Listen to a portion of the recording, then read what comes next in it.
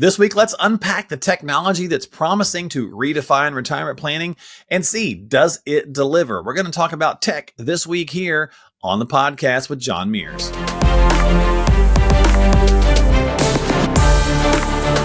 In football, the red zone is where a team has to make small adjustments to ensure victory.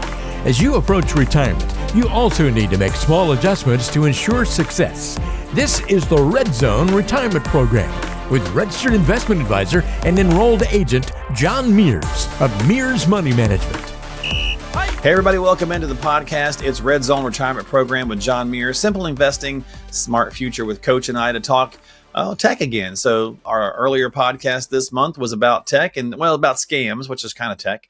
But we're going to talk a little bit more about technology. But this time, just all the things that exist. And John, you've been doing this a long time. The stuff that's changed through the years, what's beneficial, what's not, so on and so forth. So that's on the docket this week. How you doing? Good, dude. I'm doing great, and I love talking about this stuff. I consider myself kind of a techie person, so I love talking about this, and it'll be an interesting topic to go over. One thing, we'll get to this, but there's pros and cons to everything. Let's just say that there's good and there's bad. I don't even say bad. There's just a pros and cons to it. And there's things that we need to kind of sift through here because I love technology, and I think many of you that are listening to this or watching this, you may also like technology, and even if you don't, you see this and you wonder, how does this fit in? So it'll be good. Yeah, exactly. So let's jump in, talk about a few things here. We'll just start with the 800-pound gorilla in the room, and that is Google. Right? I mean, it's just massive. We all use it. I don't think anybody watching right now. Matter of fact, if you're watching on YouTube, well, that's a Google product. Mm-hmm. So, I mean, everybody is. At some point, you're like, how to this, or can I, whatever, right? So you do something with Google, but as a financial professional, how do you feel about it? Because you can clearly Google annuity and get 1 billion responses. You can clearly Google, how do I save more money or whatever? Yes. So I always tell people, especially new clients that I'm onboarding, I tell them straight from the beginning, you don't need me. You actually don't. Everything that I'm going to talk about is you can find on Google. Everything.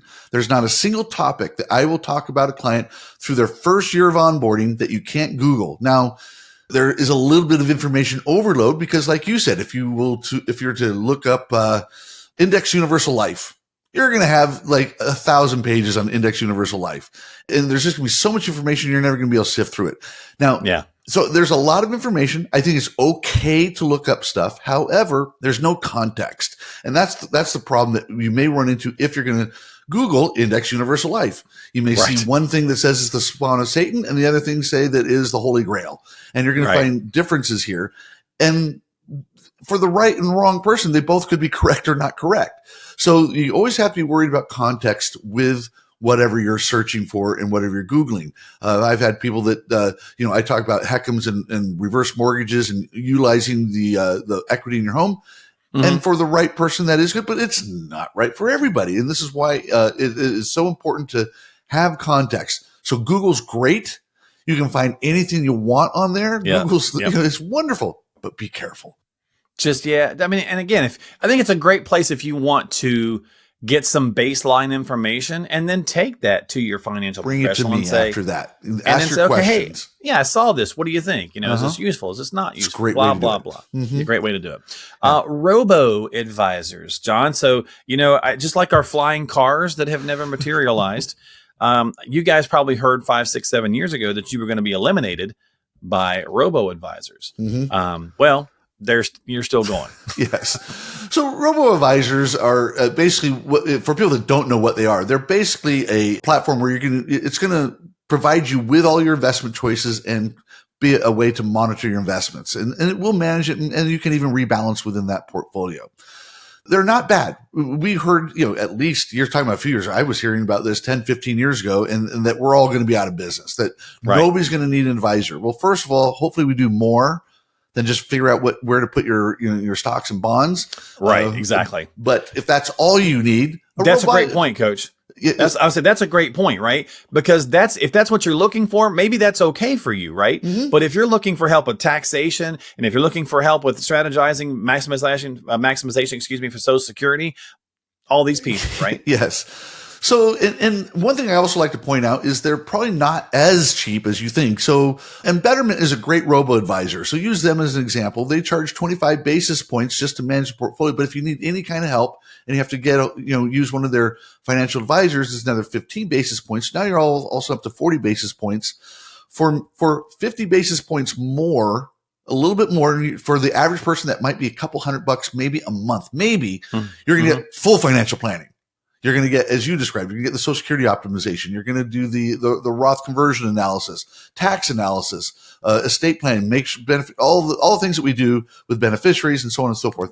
Right. So for a few dollars more, you're going to get full financial planning. So it's good. And if that is indeed all you need and you don't need anything else, it's not a bad way to go. It really isn't. They can walk you through how to divvy up your portfolio. Great point. I just think it's limited for what the type of people that I work with. So. Great point. A time of life, what you're looking for, what you need. Mm-hmm. Just like your doctor, if you want to, right? Yes. If you're 50 years old, you don't go see the pediatrician anymore. So, right. Same basic kind of thing. Online calculators, Coach. You can online calculate anything now if you want to. Mortgages and retirement accounts and so on. I use them myself. So let's be real here. I have bookmarked probably 24 financial calculators, and there's a couple good websites that have all the financial calculators that you could possibly want. So I do use them. So let's get out ahead of that. I do use them. They're great, especially if I've got everything spread out here on the desk and I'm trying to figure out a certain technique or a strategy that I'm trying to do. I might piece together some of this stuff together, and I just have it laid out here, different calculators and different results. However, one thing that I've noticed in my own world, we've all learned this from the advent of computers: garbage in, garbage out. So if you don't put the right inputs in, you're going to get the wrong answer. So I don't care how good your financial calculator is.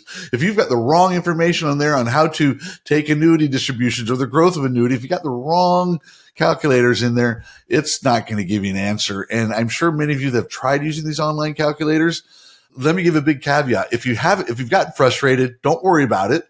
If you haven't gotten frustrated, be careful. You probably didn't get the answer you thought you did. So I've had people come in very confidently saying, "Hey, I use an online calculator and this is what it says." And I'm like going, I wouldn't do that, Willis. That's not exactly how it works here. So are they great? Yes. But be very careful with them, because again, if you don't have the right inputs, you can get the wrong answer, and you're going to utilize that in the wrong method.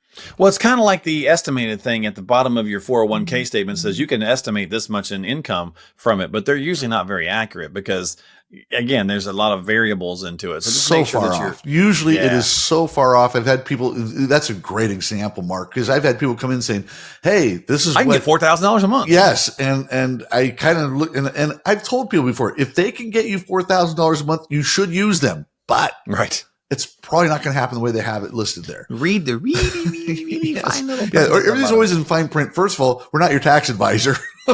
That's always something on there. Like using Betterment as an example. If you go on their website and you start using all their stuff, and you even talk about using their advisor, it says right in there, "Oh, by the way, we don't do taxes here. We can't help you with that. So don't pay attention to what we just said." So just be let's do trading platforms like E-Trade or Scottrade or whomever. Again, do-it-yourselfers, obviously great. And I think these can be fantastic tools as well. I'll be curious to get your take on this. But again, kind of like with the calculators or even the Robo, what are you trying to accomplish? What do you need? Yes. So if you just want to buy Apple stock and that's it, that's all you want to do, fine, go ahead and do that. That's probably the way to go. Now, what people don't realize is, even though free trade, we've talked about this in other podcasts before, free does not mean free. All these platforms, they're market makers, and they're going to make a profit off of every single trade. So it's not free. You're not getting the best pricing. You just aren't. But if you're just going to buy and hold a stock for a long period of time, that's fine. If you're going to be a day trader, which we don't do here, fine. But one thing that I notice is that there isn't a lot of help. My sorted past, I've done all this stuff. So I know, having used Schwab and used Thinkorswim back during option trading days and all that stuff, I've done everything. Yeah. The thing is, if you don't know what you're doing, it can be very daunting, and it can be challenging here. So an example that I give, because there's people that made money recently, an example would be NVIDIA or Apple. These are companies that if you had bought them at the right time, you've made some money. This is great. So how do you protect that profit? If you were a congressman or a senator and you knew to buy NVIDIA ahead of time, you were in good shape. Well, certainly there's people that made money and Apple, but if you wanted to protect your profit, one thing you can do is you can buy put options, something that you can do. If you ask anybody that's made these kind of profits, they don't know how to do that. And if you try and contact Scott Trade or whoever, they're really not going to give you a lot of the help that you need to execute that properly. So you can go to the help thing and kind of read how to do it, but you're very limited as to what you're going to be able to accomplish. So pretty much all you're going to be able to do for the average person is buy or sell a stock, probably not at the best pricing. But again, if you just want to have AT&T stock for whatever reason, you can buy it and hold it and keep it. And it's not a bad way to go if that's all you're going to do. Well, Coach, I think for this scenario, if you're working with an advisor like yourself and you've got a good plan built, but you still just like the thrill of the dabble, then tell them that so that you guys can have that kind of conversation.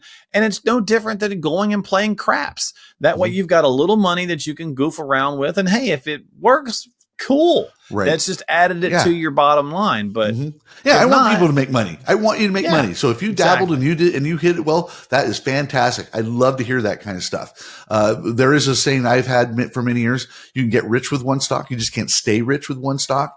So if you've made some money, you want to have an exit plan. And that's the problem with a lot of these do-it-yourself platforms is there isn't really a lot of explanation of how to get out of your, you've made your money.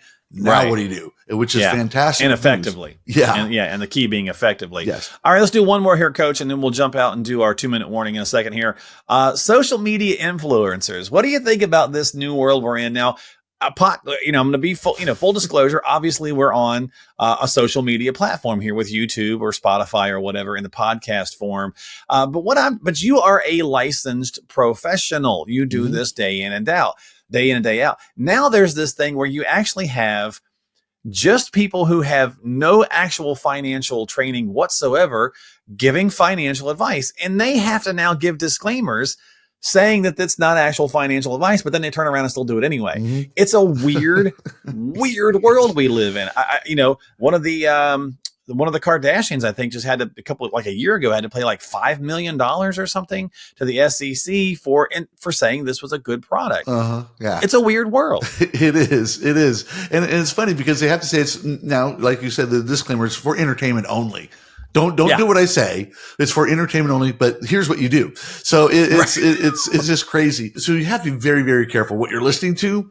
And I do see in today's world where people, you start reading the comment sections of some of the stuff and people kind of, we all see this. Once the wave starts rolling, it starts getting pretty. This is a good idea. This is a good idea, right? Or whatever. Yeah. And we went through that with GameStop, obviously. So it's something that's very real. Now, that being said, I do watch, I subscribe to several podcasts, but I pay attention to what the background of these people are. And after one or two videos or podcasts, you should be able to kind of know what we've talked about before in other podcasts. If it's too good to be true, it probably is. Well, if somebody's telling you something that doesn't seem to make a whole lot of sense, doesn't seem right, back off of that and pay attention. Or just like Google, if you wind up saying, hey, I kind of like some of the stuff this person's saying, but they're not a pro. So now I'm going to go talk to a fiduciary financial advisor who is a pro and go, okay, how much of this is hogwash? Right? There's so much advice out there. And again, like we've talked about, YouTube is owned by Google. So you're going to see a lot of good information. Good. There's legitimate, good information out there. For sure. And so you're going to see that. And again, come to your advisor and ask them these questions. Nothing wrong with doing a little bit of research on your own, because there might be something that, as much as we are in contact with our clients, we don't follow them around every day. That'd be creepy. But we don't know everything that you're doing. We don't know everything that's going on in your head. So I always ask people once or twice a year, what's going on? What are you thinking? Any ideas you got that you want to ask me, and then we can go through that. I think we might have just helped them out with a new commercial ad campaign. We should probably keep that to ourselves, but it's like, is your financial advisor watching you? And you could be peeking out from around the bush, every time they're doing something. All right, well, let's jump out and take a break here. I'm going to run our commercial we usually do. If you need some help, and especially around taxation, we were talking earlier, something that Robo and things like that are not going to be doing, the full service treatment. There's a great way to kind of get started with some things. John has a couple of free books that he likes to help you out with. So if you'd like a copy, check this out.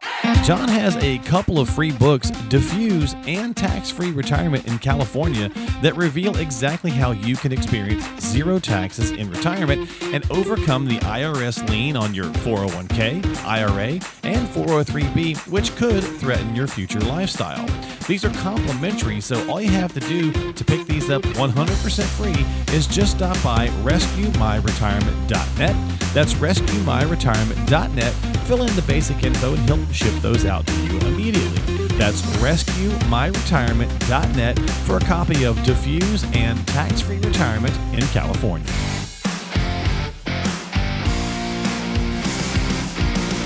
We're back with a 2-minute warning. So if you've got some questions, again, need some help, as always, make sure you reach out to John at mearsmoney.com. That's mearsmoney.com, and drop a line to us as well if you'd like for the podcast. And this week, we're going to wrap it up with David, who's got a question for you. He says, I'm not planning on dying anytime soon. That's good to hear, David.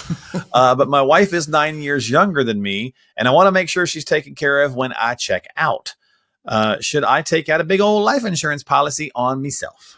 So we've talked about this in a previous podcast, is having an insurable interest. And the question here, again, very similar to what we talked about before. Does your younger wife have an insurable interest in your future, your monetary future? Right. So if there is an insurable interest, then the answer is yes. Then you need to consider how much life insurance. We want to be prudent. We want to be cost effective, or we may see, depending on your overall financial situation, is there a way to utilize insurance for also future long-term care, or also possibly future withdrawals, tax-free withdrawals through loans? There's things we can do. So maybe we want to explore how we want to use insurance, or maybe it's going to be cheap term insurance, whatever. But the answer is yes, but we want to make sure we do it right. And we want to make sure we have the right amount. We don't want to be overinsured, just as we don't want to be underinsured.